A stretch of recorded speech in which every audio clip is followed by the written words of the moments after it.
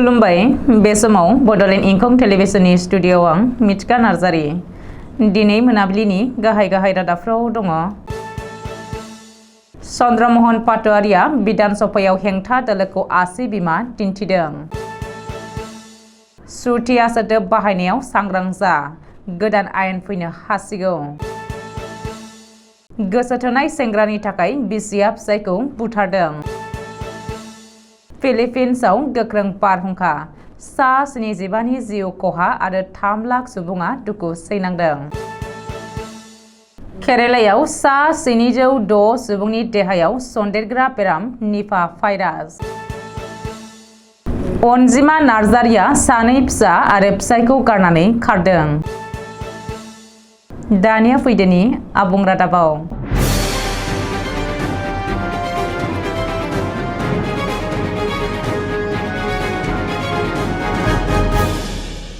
आसाम बिधान सभायाव सोलिगासिनो थानाय आथाम सेसन एबा दुफां बोथोरनि जथुमा दिनै ब्रैथि सानाव दिनै सदनाव गोख्रों दान्थे बिदान्थे। मन्त्रि चन्द्रमोहन पाटवारिया सदनाव हेंथा दोलोनि एमएलएखौ थांखिनानै आसि बिमा दिन्थिदों। बेनिनो बिजाथाइ महरै सदनाव गोख्रों दान्थे बिदान्थे आरो दुंहाव थासारि जालाङो आरो हेंथा दोलोनि सोद्रोमाफ्रा सदन नागारो। मख'नो गोनांदि सदनाव गुबुन गुबुन आयदानि सायाव सावरायबाय थानाय समावनो हेंथा दोलोनि दैदेनगिरि देबब्रत सैकियाया माइनरिटि डेभेलपमेन्ट बिफाननि फान्ड बाहायनायखौ लानानै सोंथि दैखांदोंमोन। बे समावनो शिबसागरनि एमएलए अखिल गगैआबो सरजाबफानानै गागि मन्त्रि चन्द्रमोहन पाटवारिखौ गोरोन्थि फिन्नाय होदों आरो बियो जेबो मिथिया होननानै अजद होयो।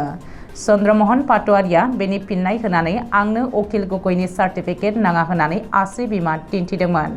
ओरैहाय पाटवारिया आसि बिमा दिन्थिनानै गोथार सदनखौ लाजि फोनांदों आरो गणतन्त्रनि मन्दिर सदनाव सासे गागि मन्त्रिया लोगो एमएलएखौ आसि बिमा दिन्थिनानै लाजि फोनांनाया आसाम बिधान सभानि जारिमिनाव लाजिनांथावना होननानै हेंथा दोलोनि सोद्रोमाफ्रा अजद होदों आरो गोख्रों रावजों सोंखारिदों। बेजों लोगोसेनो मन्त्रि चन्द्रमोहन पाटवारिनि हेंथायै गोख्रों राहा लानो थाखाय बुंथिगिरि बिश्वजित दैमारिखौ गोख्रों दाबि खालामो आरो सदनाव दुंहाव थासारि खालामो। नाथाय बेनि सायाव बुंथिगिरिया जेबो गोख्रों राहा लायैयाव कंग्रेसनि सोद्रोमाफ्रा सदन नागारनानै ओंखारलाङो होननानैबो मिथिनो हादों। एसे रागा जोंब्लानो नोंथाङा सुथिया सोदोब बाहायोब्ला सांग्रां जानायनि सम फैबाय। रागा जोंब्लानो एबा गोसो जायोब्लानो सुथिया सोदोबखौ बाहायनो हानाय नंलिया। सुथिया सोदोब बाहायनायखौ लानानै थाबैनो गोख्रों आयेन फैनो हासिगौ। बेनिखायनो सुथिया सोदोब बाहायग्रा हुदा दङब्ला दानिफ्रायनो एंगारनो नाजा, नङाब्ला खैफोदाव गोग्लैनो हागौ। मख'नो गोनांदि सुथिया हारिया आसामनि मोनसे गोजाम थागिबि हारि। नाथाय सुथिया हारिनि गोसोआव दुखु होनानै गुबुनखौ लाजि फोनांनाय बायदियाव सुथिया सोदोबखौ बाहायनायफोरखौ नुयो आरो बेबायदि गुबुनखौ लाजि फोनांनाय बायदियाव सुथिया सोदोब बाहायनायखौ आसामनि थागिबि सुथिया हारिया सहायनानै थानो हायाखै। बे आयदाखौ लानानैनो सुथिया हारिनि गुबुन गुबुन आफाद फारियै सुथिया जुब सन्मिलन, सुथिया महिला सन्मिलन आरो सुथिया फरायसा आफादनि थान्दै हान्जाया मन्त्रि पीयूष हाजरिका आरो रायजो सभानि एमपि पबित्र मार्केरिटानि बाहागो लानायाव गिबि मन्त्रि डक्टर हिमन्त बिश्व शर्माखौ लोगो हमनानै सावरायदों आरो गिबि मन्त्रियाबो बेनि सायाव मोनसे गोदान आयेन लाबोनो बाथ्रा होदों होननानैबो मिथिनो हादों। बबेखानि सिंखि सोदोब बाहायनाया भारत हादरावनो बन्द जानाय बायदिनो सानसे सुथिया सोदोब बाहायनायाबो बन्द जागोन होननानै सुथिया हारिया आसाबादि। रायजोआव समाजारि खाबु आरो आब्रुथिफोरा गाज्रिनिफ्राय गाज्रि जालांनो लादों। फिसाय थासेयावबो गुबुन हौवाजों गोसो थोलायनाया सासे सुबुंनि थाखाय खाल जाबाय। गावनि बिसियानो गुबुन गोसो थोनाय हौवानि थाखाय सासे सुबुंखौ बुथारदों। बुधबारखालि हराव जागिरदआव जादों बे जाथाया। बिसिजों बुथारजानाय सुबुंखौ जागिरद सेलफाङानि आसादुर रहमान होननानै सिनायथिनो हादों। मिथिनो हानाय बायदिब्ला आसादुर रहमाननि बिसि फिर'जा खातुना गुबुन गोसो थोनाय सेंग्राजों लोगो लानानै फिसायखौ बुथारदों।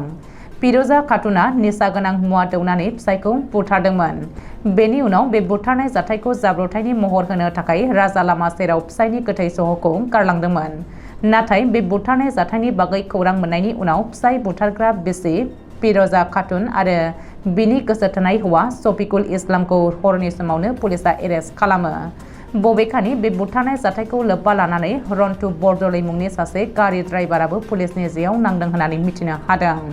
रिपर्ट बायदिब्ला बे बुथारनाय जाथायनि सायाव पुलिसनि नायबिजिरनाया जागायबाय। ओरैहाय बे बुथारनाय जाथाया ओनसोलाव बयखौबो सोमोनांहोदों होननानैबो मिथिनो हादों। एसियानि सानजा खोला बाहागोआव थानाय फिलिपिन्स हादराव गोख्रों बारहुंखाजों सा 75 सुबुंनि जिउ खहा जादों आरो सा 13 गोब्राब जोखोम जानायनि अनगायैबो सा 10 सुबुङा गोमानानै दङ। सुलुङाव फोरमायथिनाय बायदिब्ला फिलिपिन्सनि बहल प्रभिन्सआव घन्टाफायाव 155 निफ्राय 190 किल'मिटार गोख्रैथिजों बारनाय बे बारहुंखाजों गासै 3 लाख सुबुङा खस्थ' सैनांदों। मानो होनोब्ला गोबां न' बां, लामा, बिफां लाइफां बायस'नाय, दालां बायनाय आरो मोब्लिबनि तारफोरा गोग्लैनानै जोबोरैनो खहा खालामलांदों। बेनि अनगायैबो 6.7 मेगनिट्युड गोहोनि बांग्रिंबो मावलांदों। मख'नो गोनांदि बे 2023 सोलिफु बोसोराव दासिम गासै 20 खेब बारहुंखा बारलांबाय फिलिपिन्सआव। प्रशान्त लैथोमाजों बेंखनजानाय फिलिपिन्सआव बोसोरफ्रोमबो बेबायदिनो बारहुंखा बारनायजों गोबां खहा जानाङो होननानै सुलुङाव मिथिहोदों। सासेनिफ्राय गुबुन सासेनाव सन्देरग्रा एबा बारदेरग्रा बेराम निभा भाइरासआ आथिखालाव खोला भारतनि केरेला रायजोआव जोबोद गिख्रंथाव जादों। गासै सा 706 सुबुंनि देहायाव निभा भाइरास मोननाय जादों। लोमजानाय, खर' सानाय, मोदोम सानाय, गोबानाय आरो ओंखाम जानो हायै जालांनायानो बे निभा भाइरासनि लैखोन होननानै सावस्रि बिफाना मिथिहोदों। केरेलानि सावस्रि बिफाननि मन्थ्रि तराइना बिना जर्जआ मिथिहोनाय बायदिब्ला कजिकारे जिल्लानि गासै मोन7 गामि पन्चायतआव बांसिन गाज्रि गोहोम गोग्लैदों। सा 706 नि गेजेराव सा 77आ जोबोद गोब्राब हालोदाव दङ। सा 153 मेडिकेल स्टाफनि देहायाव निभा भाइरास मोननाय जादों।